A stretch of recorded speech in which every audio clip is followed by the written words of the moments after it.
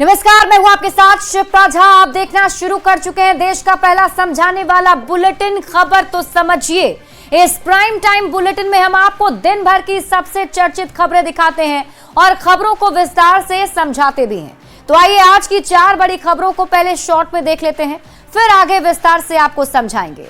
आज बुलेटिन में सबसे पहले बात होगी दुनिया में मोदी, मोदी में बिहार। दूसरी खबर समझिए पाकिस्तान में कैसे हाईजैक हुई ट्रेन। और तीसरी खबर होगी जानिए कैसे हुआ अमन के खौफ का द एंड। और चौथी खबर 60 सीट पर मुकेश सहनी के दावे के मायने आपको समझाएंगे। शुरुआत में सबसे पहले बात करेंगे मॉरिशस के दौरे पर गए प्रधानमंत्री नरेंद्र मोदी को। मॉरिशस के प्रधानमंत्री ने मॉरिशस के सर्वोच्च सम्मान grand commander of the order of the star and की ऑफ द इंडियन ओशन से सम्मानित करने का ऐलान किया। पीएम मोदी ये सम्मान पाने वाले पहले भारतीय हैं। पीएम मोदी को ये 21 अंतर्राष्ट्रीय सम्मान मिला है।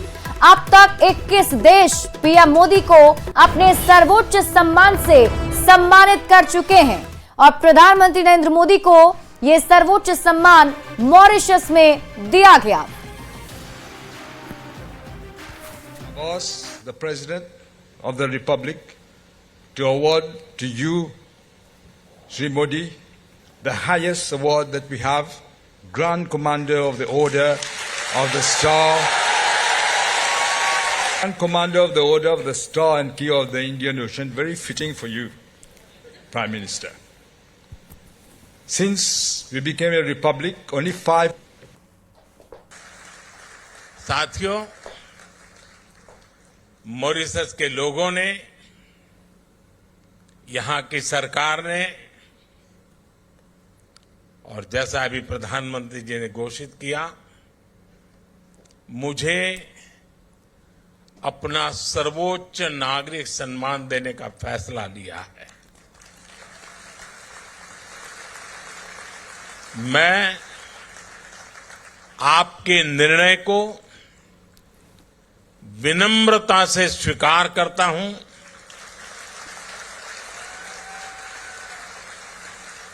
ये भारत और मॉरिशस के ऐतिहासिक रिश्तों का सम्मान है। यही नहीं, मॉरिशस में पीएम मोदी ने भोजपुरी में संबोधित कर सबका दिल जीत लिया। पीएम मोदी ने सबसे भोजपुरी में ही पूछा, आप लोग ठीक है ना। पीएम ने कहा, मॉरिशस की धरती पर आप लोगों के बीच आकर बहुत खुशी हो रही है। हम आप सब लोगों को प्रणाम करते हैं। नमस्ते।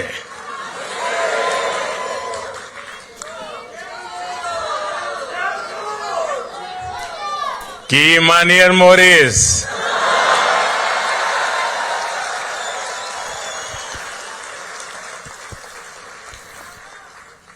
आप लोग ठीक हो जाना। आज हमके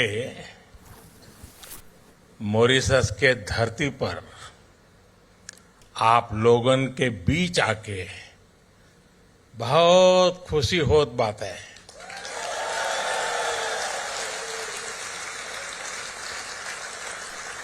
हम आप सबके प्रणाम करत है। प्रधानमंत्री मोदी ने कहा कि एक समय बिहार दुनिया का समृद्ध केंद्र था। अब हम मिलकर बिहार का गौरव फिर से वापस लाने के लिए काम कर रहे हैं। पीएम मोदी ने बताया कि जब दुनिया के कई हिस्से पढ़ाई लिखाई से कोसों दूर थे, तब नालंदा में विद्या का तीर्थ नालंदा यूनिवर्सिटी थी। पूर्वांचल के सांसद होए के नाते हम जननी कि बिहार के सामर्थ्य कितना ज्यादा बा। एक समय रहे जब बिहार दुनिया का समृद्धि के केंद्र रहल। अब हम मिलके बिहार के गौरव फिर से वापस लाए के काम करत है जा। साथियों, दुनिया के अनेक हिस्से जब पढ़ाई लिखाई से कोसों दूर थे, तब नालंदा जैसा विद्या का तीर्थ ग्लोबल इंस्टीट्यूट भारत में था, बिहार में था। हमारी सरकार ने फिर से नालंदा यूनिवर्सिटी को और नालंदा स्पिरिट को रिवाइव किया है।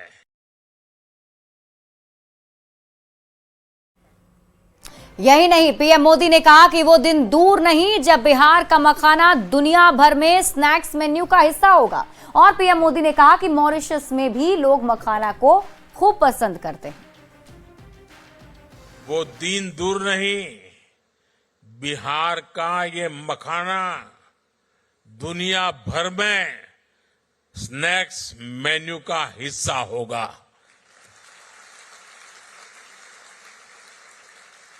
हम जानीला कि हिया मखाना के कितना पसंद करला जा। हमके भी मखाना बहुत पसंद बा। तो प्रधानमंत्री मोदी बिहार की संस्कृति और भारत के विकास में बिहारियों के योगदान को पहचान दिलाने में जुटे हुए हैं। सबसे पहले आप रिपोर्ट देखिए, फिर खबर तो समझिए।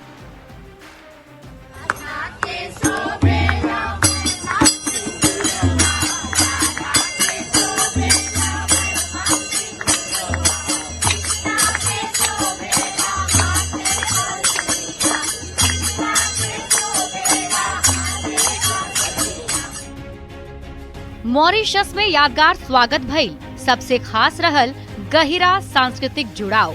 जवन गीत गवई के प्रदर्शन में देखे के मिलल। ई सराहनीय बा कि महान भोजपुरी भाषा मॉरिशस के संस्कृति में आज वो फलत फूलत बा और मॉरिशस के संस्कृति में अभियो जीवंत बा। ये पोस्ट है भारत के प्रधानमंत्री नरेंद्र मोदी का। गुजराती बोलने वाले प्रधानमंत्री मोदी का मॉरिशस की धरती पर भोजपुरी गीत गवई से ऐसा स्वागत हुआ कि वो इसके मुरीद हो गए।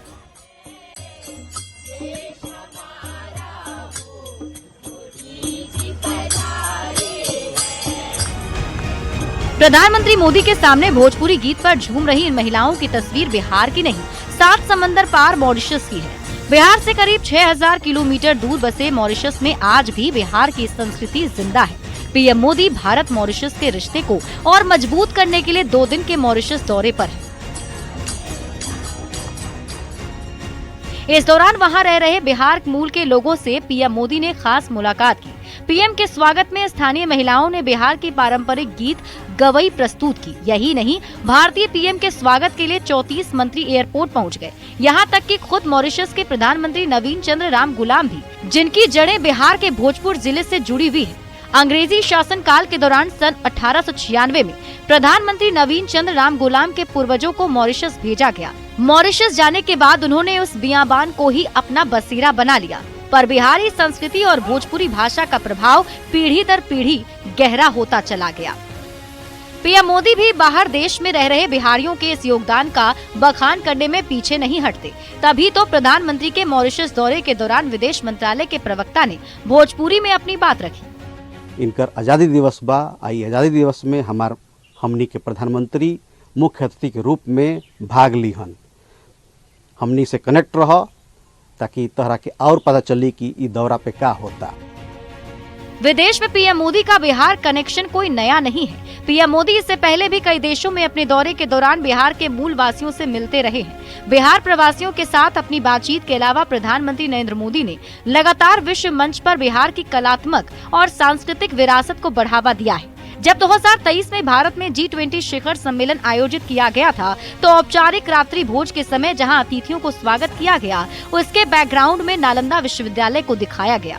पीएम मोदी बिहारी संस्कृति के साथ ही बिहार की भाषा को भी बढ़ावा देने की कोशिश करते हैं। गुजराती बोलने वाले पीएम मोदी को जब भी मौका मिला, उन्होंने भोजपुरी, मैथिली, अंगिका या मगही में 2 शब्द कहने से गुरेज नहीं किया।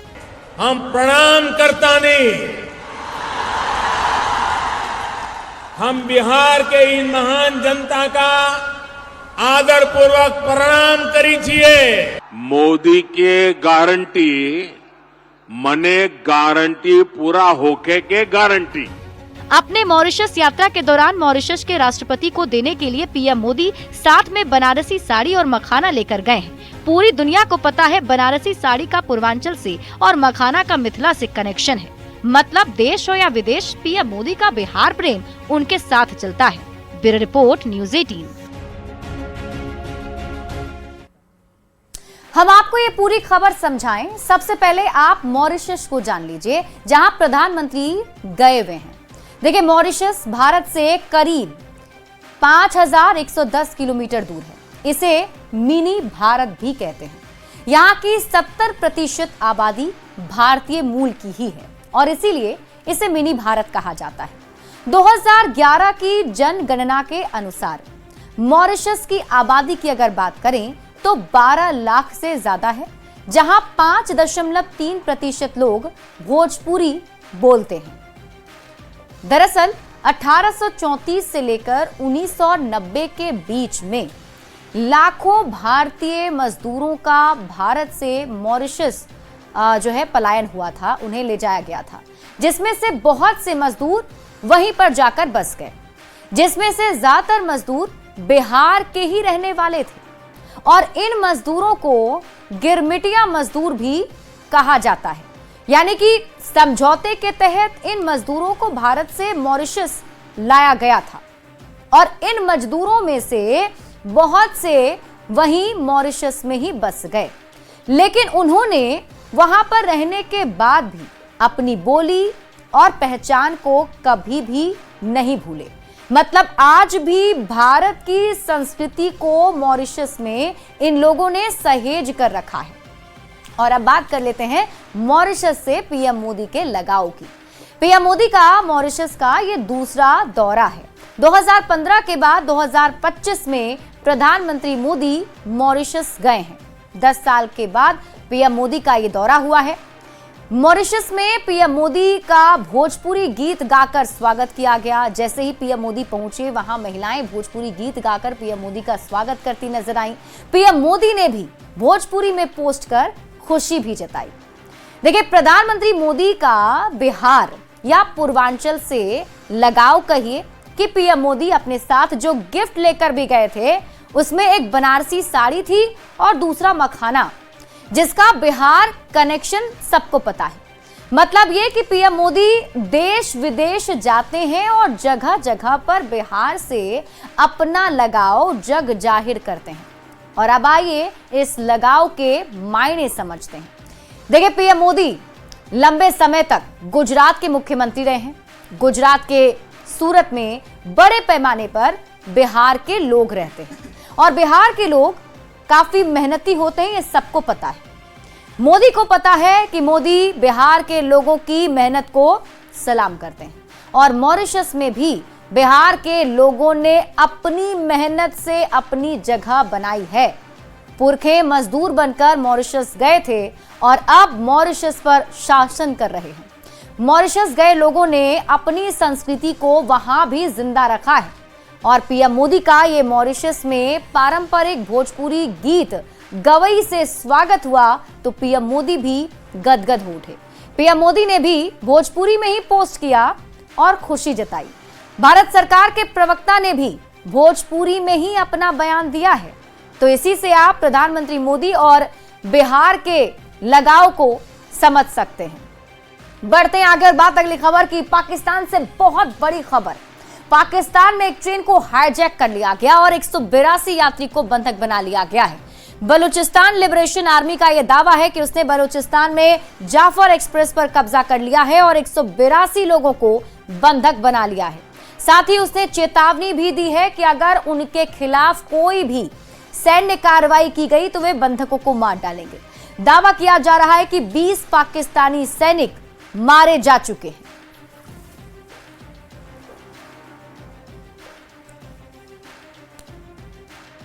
आपके मन में भी कई सारे सवाल उठ रहे होंगे और इसीलिए हम आपको इस खबर को समझाते हैं। आइए पाकिस्तान में ट्रेन हाईजैक की पूरी कहानी आपको बताएं। देखिए, जाफर एक्सप्रेस कोयटा से पेशावर जा रही थी। एक ट्रेन जो कि कोयटा से पेशावर की ओर जा रही थी और इस ट्रेन में 9 कोच हैं, जिसमें करीब 500 यात्री सवार थे। मतलब 9 कोच के अंदर 500 पाकिस्तानी यात्री इसमें सवार थे, लेकिन बलूचिस्तान के एक छोटे से कस्बे एबे गम के पास ट्रेन को हाईजैक कर लिया गया और ट्रेन को हाईजैक किया है BLA। यह भी बताया जा रहा है कि BLA की तरफ से इस पूरी ट्रेन को हाईजैक किया गया, जिसे बलूच लिबरेशन आर्मी ने वो वहां का अलगाववादी संगठन बताया जाता है। और अब तक की जानकारी के अनुसार अब तक हाईजैकर ने पाकिस्तान के 20 सैनिकों को मार गिराया है। अब आपके दिमाग में ये सवाल उठ रहा होगा कि क्या भारत में भी कभी कोई ट्रेन हाईजैक हुई है? तो आइए उससे भी जान लेते हैं। भारत में कब कब ट्रेन हाईजैक हुई, अगर इसकी बात करें 2006 में टाटानगर खड़गपुर ट्रेन थी जिसे हाईजैक किया गया था। जगह की बात करें तो पश्चिम बंगाल और झारखंड की सीमा के बीच में इसे हाईजैक किया गया था। दूसरी बार ऐसी घटना घटी 2009 में। जगह लातेहार गोमो मुगलसराय BDM ट्रेन जिसे हाईजैक किया गया था और इस ट्रेन में 700 यात्री सवार थे।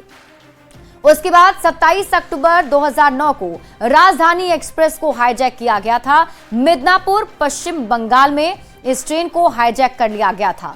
फिर 2017 में भी धनबाद पटना इंटरसिटी एक्सप्रेस को हाईजैक किया गया था। जगह थी जमुई जहां पर इसे हाईजैक किया गया।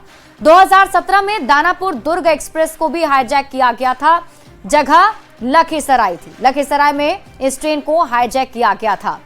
और बढ़ेंगे आगे, बात अब उस कुख्यात अपराधी के आतंक की कहानी की करेंगे जिसके नाम से झारखंड में कोयला कारोबारी थर-थर कांपते थे, जिसने झारखंड सरकार की नींद और पुलिस का चैन छीन लिया था।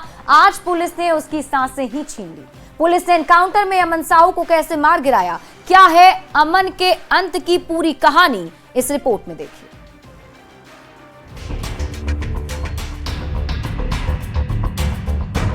गैंगस्टर अमन साहू झारखंड में कोयला कारोबारियों के लिए आतंक का पर्याय बन चुका। ये नाम अब हमेशा हमेशा के लिए खामोश हो गया है। झारखंड पुलिस के लिए सिरदर्द बन चुके गैंगस्टर अमन साहू को स्पेशल टास्क फोर्स की टीम ने मंगलवार की सुबह एनकाउंटर में मार गिराया।